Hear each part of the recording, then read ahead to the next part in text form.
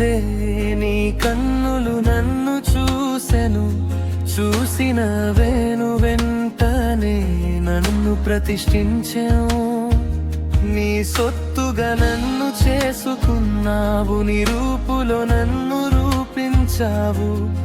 నా యేసయ్యా, నా ప్రాణం నీవయ్యా. నా యేసయ్యా, నా సర్వం నీవయ్యా.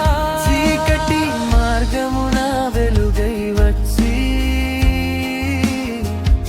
తడబడే అడుగులకు తోడై నిలిచి, ధైర్యముగా నుందుము అని పలికిన స్వరమా, నా గుండె లోతుల్లో వినబడు గానమా.